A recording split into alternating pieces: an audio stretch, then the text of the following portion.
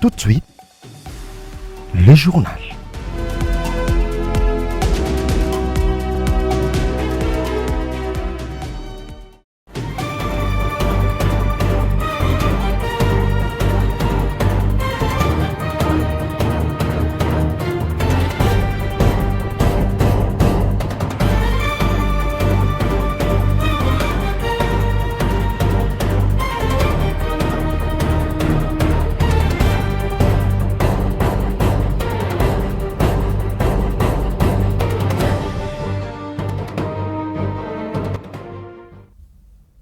Il est 19h, heure de Kinshasa. Madame, Messieurs, bonsoir et bienvenue à la grande édition de ce soir. Voici les titres.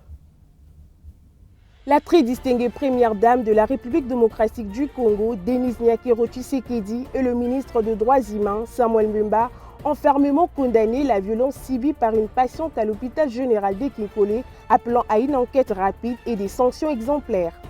À l'issue de leur assemblée plénière extraordinaire du 23 au 25 mars 2026 à Kinshasa, la SANCO, par la voix de son secrétaire général, Monseigneur Donatien Cholet, met en garde contre une révision constitutionnelle dans un contexte non consensuel, rappelant que la Constitution prévoit elle-même la modalité de son éventuel ajustement. Une fois de plus, bonsoir et bienvenue à tous.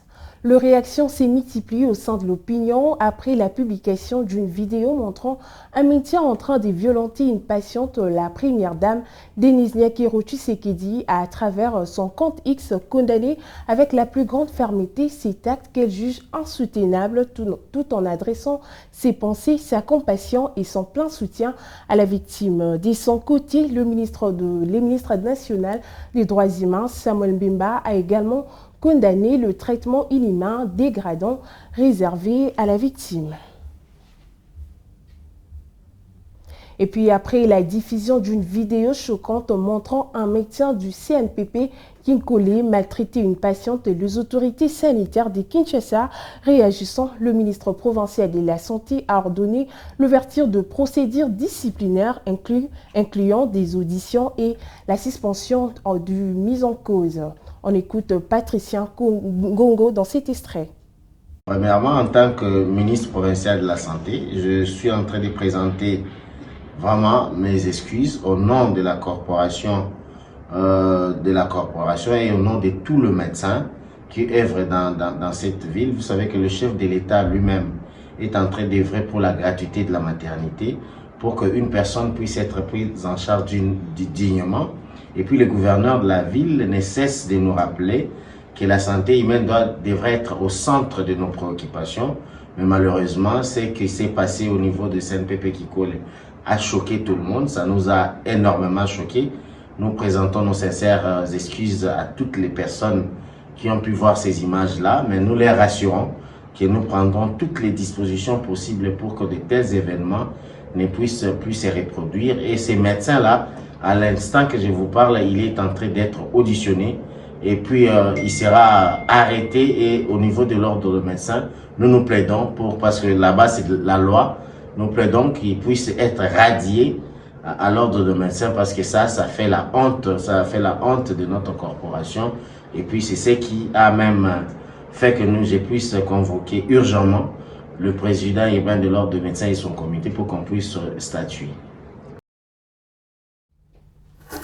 Nouvelle pression diplomatique dans la crise de l'Est de la RDC au cours de la réunion du Conseil de sécurité de ce jeudi. Washington appelle au retrait immédiat des forces rwandaises du territoire congolais, tandis que Kinshasa s'engage à neutraliser le rebelle du FDLR, un double engagement qui ouvre la voie à une désescalade attendue dans la région. Nous sommes extrêmement déçus par l'escalade du conflit provoqué par le Rwanda récemment. Ceci constitue une violation directe des obligations contractées dans le cadre des accords de Washington. C'est la raison pour laquelle les États-Unis ont pris une mesure sans précédent un peu plus tôt ce mois-ci. Nous avons imposé des sanctions ciblées aux forces de défense rwandaises et certains de ces généraux 4 au total. Nous ferons tout pour que ceux qui sapent la paix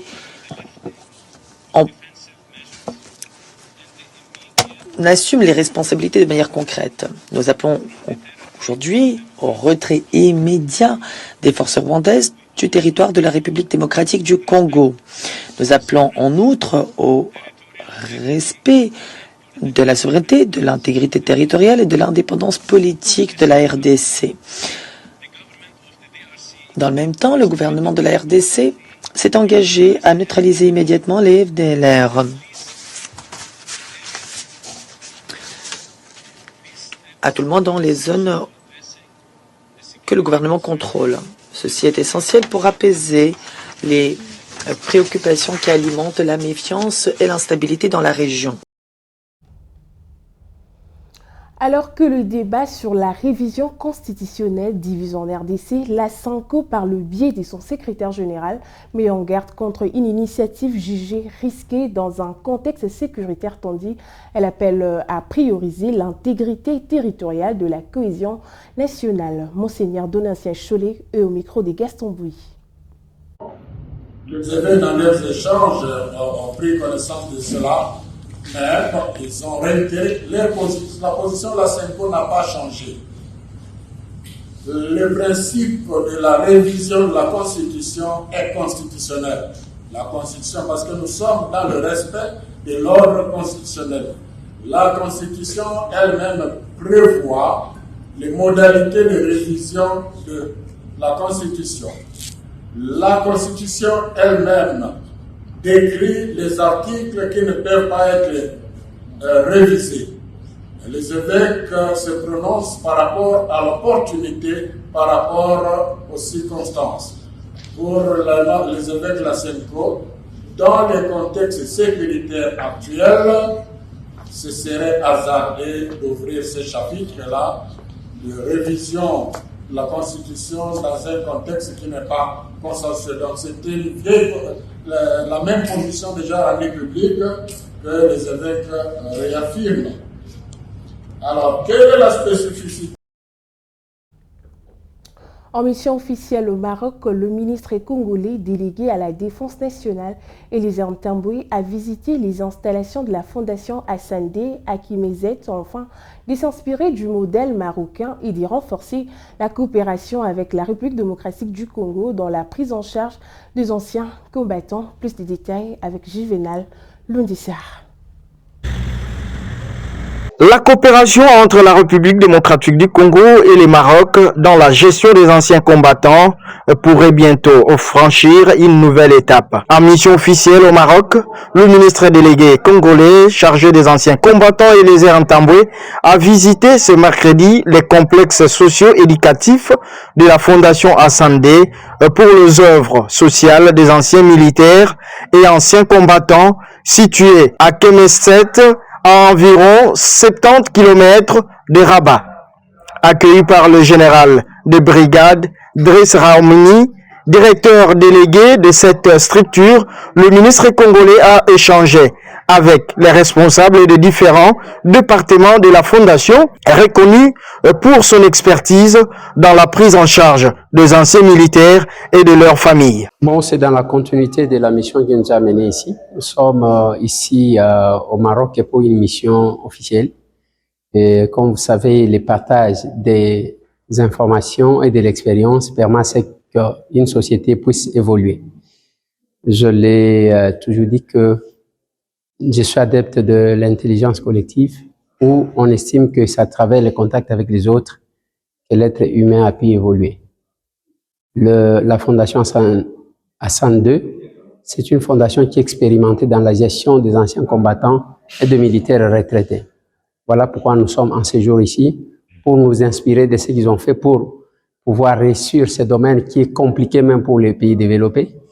Et sinon, cette rencontre de ce jour nous a permis d'avoir une autre vision sur la gestion des anciens combattants et des militaires retraités. Cette visite s'inscrit dans les démarches visant à formaliser un partenariat entre Kinshasa et l'administration militaire marocaine, notamment dans le domaine de l'accompagnement social des anciens combattants. À l'issue de la visite, la délégation congolaise a regagné Rabat pour la poursuite de sa mission officielle.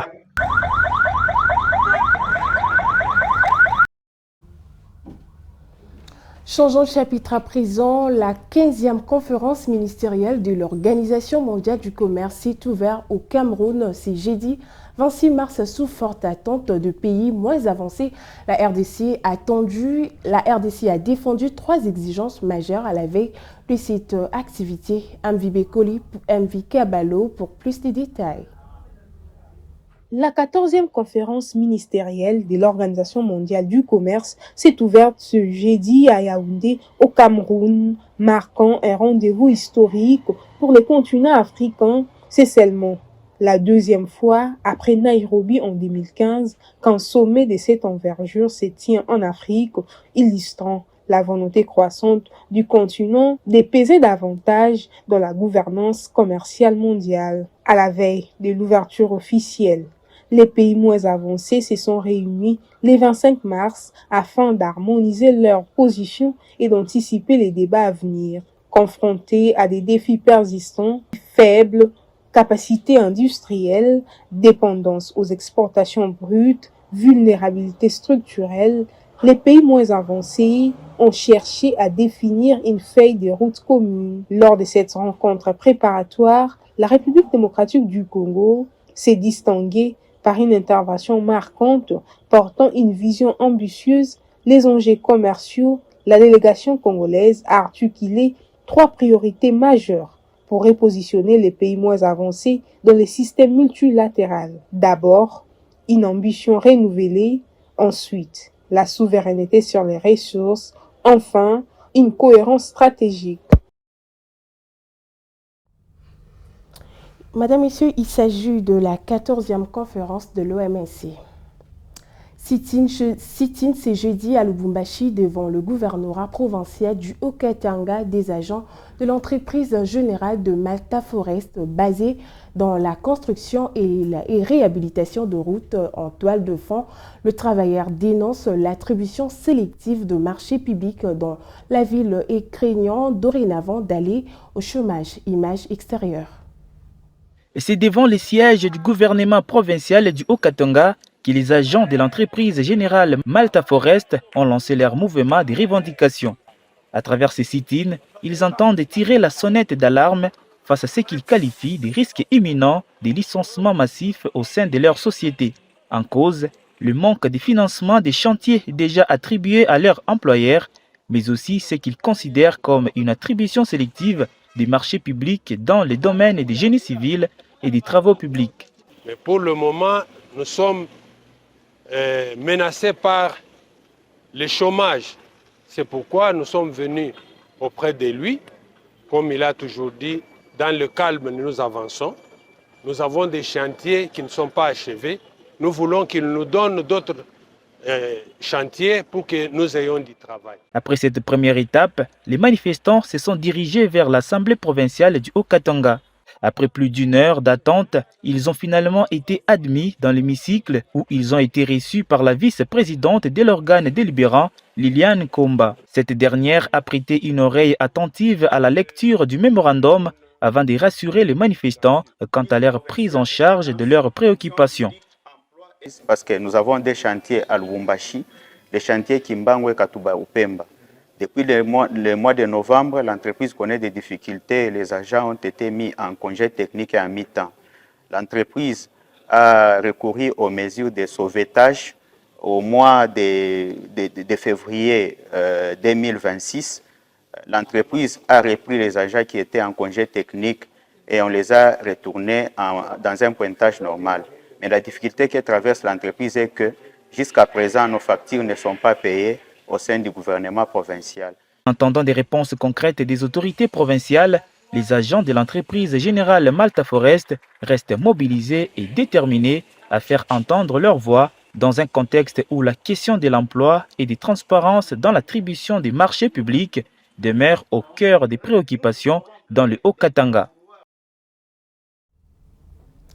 Revenons à Kinshasa où plusieurs habitations ont été détruites au quartier Siforko dans la commune de Massina alors que la régie de voies aériennes RVA a décidé de récupérer cet endroit qui est sa propriété. La population a lancé un cri d'alarme aux autorités compétentes car contrainte de passer nuit à la Belle Étoile. Vini Bekoli nous signe ce reportage. Cela fait pratiquement une semaine depuis que les habitants du quartier Siforko à Massina passent nuit à la Belle Étoile suite à la démolition de leur maison. Cet endroit serait la propriété de la régie des voies aériennes. Cette dernière a décidé de passer à la vitesse supérieure, mais selon les victimes de cet acte, elle devrait être informée. Bien avant cette démolition, elle se réclame également propriétaire. Papa Joe Bendona. Na vandi awa naza na lupangu nanga o lupangu nanga eloko tozoka moraka baye kobuka biso sans ko signaler biso briski makaka bongo biso place to vandi to lokoti te to somi na bambongo na biso ba moyen propre ya biso ya pasi mwa mbongo mukio to sombi baye kobuka biso sans ko signaler biso tozolala libanda kaka place na zawa place na lalaka. Papa to comprendre te RVA soi-disant RVA bayo buka biso bon nde bayo ko buka biso ba déborder place ba mba ko kota te bango ba koti ba buki biso banda bana ba buka biso nda ça fait une semaine 2 jours solution ezomona na te limite RVA ta limite na kuna na boulevard limite ezali mais ba soda na ye ba déborder ba kena place oyo ya kwa ko buka te abuki biso nyonso to lelo to telinga na kabwe toza libanda solution ezate to yeba te to sandi pa banda na ye awa na ye ki 2015 na tikala ko mona événement ya boyete to ba to somba ki mapango banda ko yebisa biso eve ya buka kame atikala kokota wate makandi surprise na kota na kinda koteka amonika kozonga na gaboye na kutibana nyonso libanda bazoyambanga na kolela loko nyonso ya ndako ebebi maye ya kosimba ta eloko eza te e mama babuki biso kobuka oyo babuki biso badéborde so tokanaki ke bakoya kobuka biso ata mokolo moko te. Cette population vit désormais dans l'incertitude depuis cette démolition où de nombreuses familles passent nuit à la Belle Étoile. Ces victimes ont lancé un SOS aux autorités compétentes afin que les solutions soient trouvées. Nous reviendrons avec force et détails dans nos prochaines éditions. Le rappel du titre à présent. Dame de la République démocratique du Congo, Denis Nyakero Tshisekedi et le ministre des Droits humains, Samuel Mbemba, ont fermement condamné la violence subie par une patiente à l'hôpital général de Kinkole, appelant à une enquête rapide et des sanctions exemplaires. À l'issue de leur assemblée plénière extraordinaire du 23 au 25 mars 2026 à Kinshasa, la SANCO, par la voix de son secrétaire général, Monseigneur Donatien Cholet, met en garde contre une révision constitutionnelle dans un contexte non consensuel, rappelant que la Constitution prévoit elle-même la modalité de son éventuel ajustement. Ce journal touche à sa fin, Madame, Messieurs. Merci de l'avoir suivi. Retrouvez Juvenal Lundissa demain pour vous informer. Ciao.